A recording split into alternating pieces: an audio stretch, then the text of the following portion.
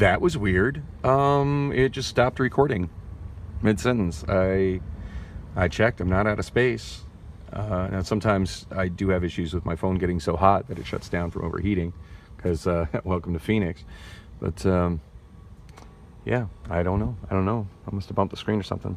Anyway, this is a Harman Kardon. I didn't see the model number. I didn't Google it to check and see what it's worth.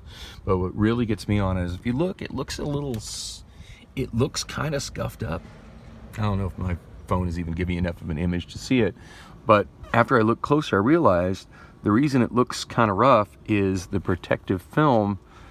A lot of times when you get electronics that, have a plastic finish on it, they'll have a protective film on it, and as soon as you take it out of the box and hook it up, you're supposed to peel that film off, and then it's nice, shiny, perfect plastic underneath. This has still got the protective film on it. So once I peel that off, or if I sell it to somebody and they peel it off, this thing is going to look absolutely pristine underneath. I'm not sure of the model number. I do like the video's really getting that on. There you go. There you can see it. I like that. That's shiny. Harman Kardon logo. Logic 7. I don't know what that is. Dolby Digital EX Pro Logic 2. Dolby Virtual Speaker Headphone. That's a new one on me. DTS 9624. Yeah, this it's a little dated. It doesn't have any HDMI inputs. Flip it on its face here. You see the back panel upside down. Yeah, the only types of video inputs are no. It's got component. It's got component video input. A whole bunch of S video ins and outs, composite ins and outs. So it's a 2006 model. But yeah, so many analog in and out. It's got a multi-channel, 6-channel in and out. Yeah, it's a 7.1. We got center, surround left and right, surround back left and right, front left and right. There's a multi-channel pre-out. We got 2 coaxial digital audios in, 2 optical digital audio in, and a coaxial and a Toslink optical digital out. We got an unswitched and switch power outlet, and it's like 2 inputs and 1 output on the component video. And for those that are like, why would you want something dated? It doesn't have HDMI. I've set up some systems for some people like that, and also for myself, where I've got an older receiver. In fact, like right now, my system in my living room, I'm running an older receiver, not as old as that, but still an older Yamaha, and it does have HDMI, but it's like an older version of HDMI. It doesn't support 4K. It doesn't support 3D. My TV does.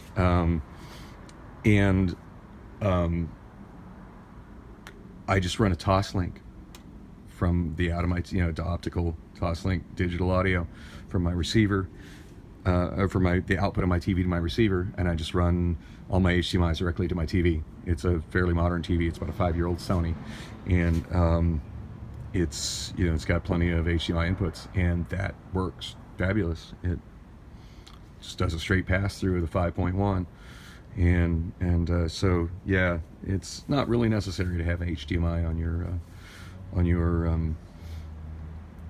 receiver, as long as you got digital inputs. But pretty excited about this.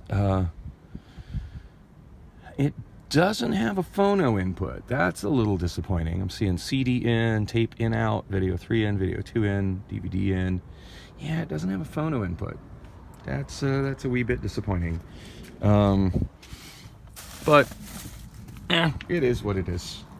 And it is, what do you say I paid for it? 20, I paid $25. Actually, I paid less than that. I had a 20% off coupon, a digital coupon. So yeah, that's pretty awesome. $25 for a Harman Kardon receivers. That's a freaking deal.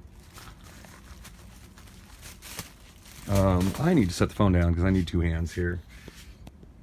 Oh, this is gonna be awkward. Yep.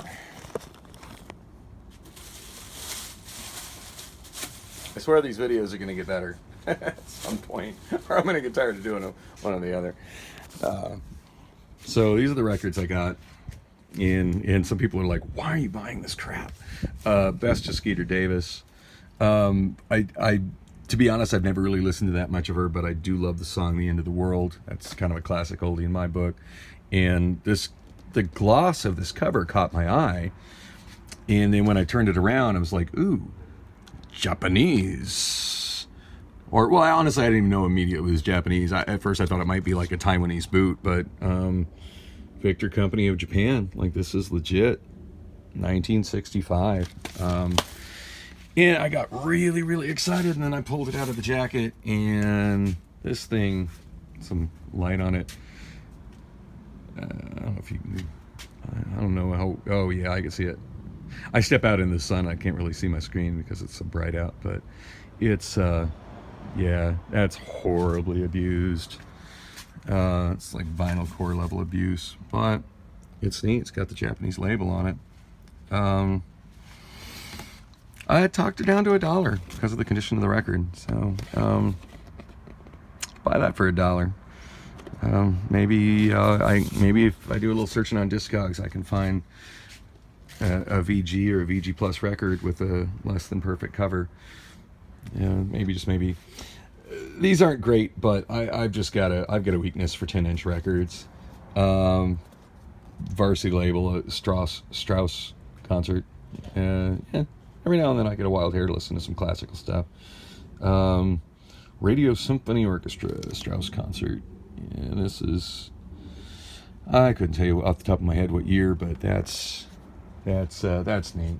I'm all about interesting 10-inch records, and the record's in fabulous condition. Waltzing with Mantovani and his orchestra. Again, not something I'm heavily into, but it's a 10-inch record in great shape on the London label. So yeah, that was had to get that. This is, I'm stoked about this. Oscar Brand, Body Songs Goes to College on the Audio Fidelity label. For those who are not familiar, that don't really collect this, I'm on two vinyl related subreddits. One is our vinyl and the other one's our